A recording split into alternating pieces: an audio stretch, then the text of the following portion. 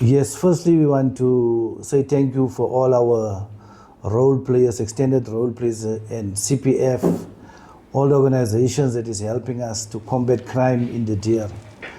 First, we want to speak about the crime that is affecting us and that is having an impact in the area. You know, it is said to take note that our trio crimes like car hijackings is picking up. Car hijackings is happening now mostly on the side of the Grasmere Road, R82, where criminals are busy hijacking people. You see, on the R82, we have extended role players that is assisting us to patrolling the roads and security companies. Now the criminals, they took another approach now. They're going into the areas where they kidnap and hijack people. And this is one of the crimes that is a concern to us in the Deur. And then the house robberies.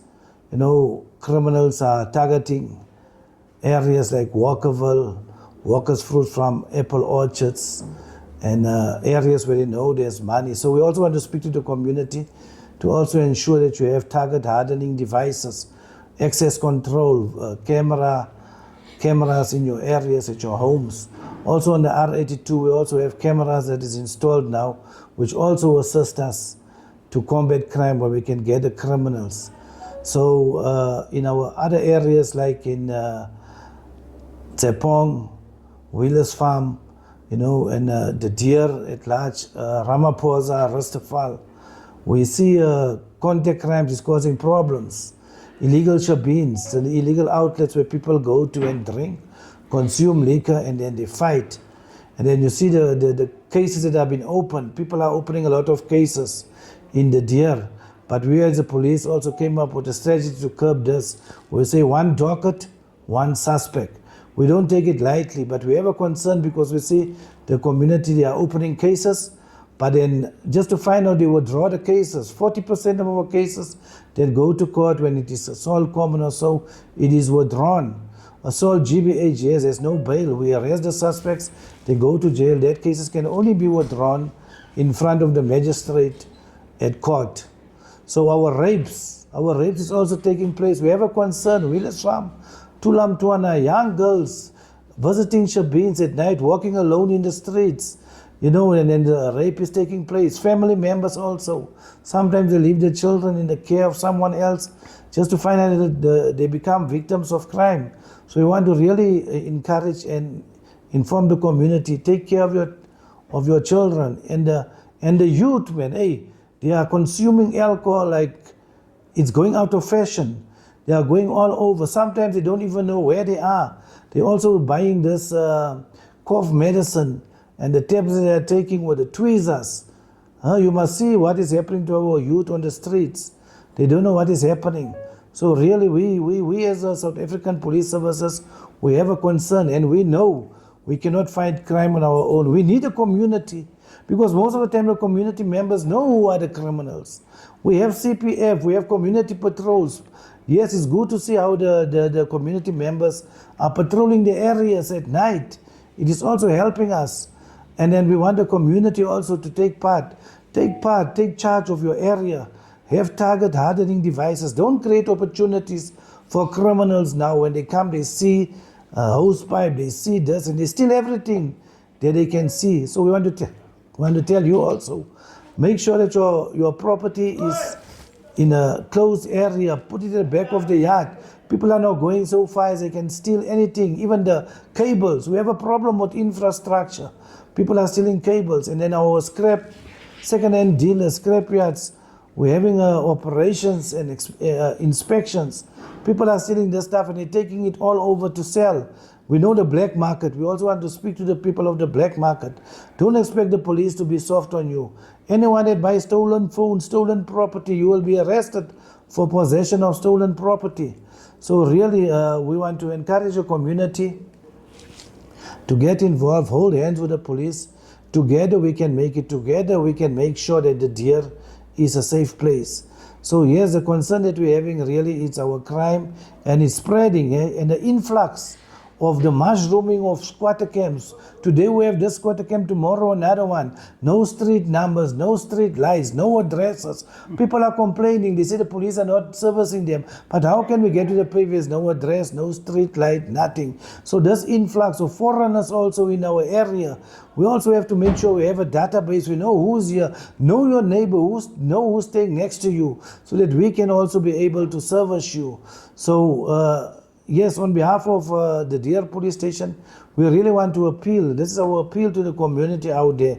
Please speak up, break the silence. You know the criminals. There's a lot of illegal firearms in our areas. Now we see illegal processing that is taking place in your plots. People will come and say they want to hire the place, they want to do 1, 2, 3, but they are busy with illegal processing, mining and stuff like that.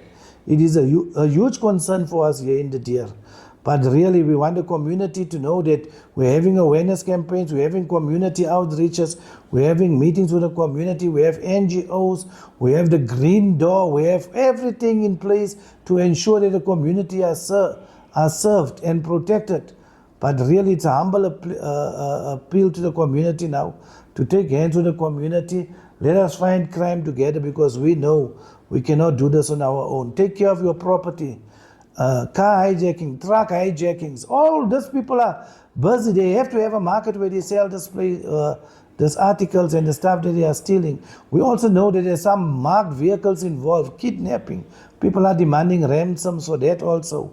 So please, we really need your help and your support in this ground talk situation. Yes. Thank you. So, Colonel, just one question.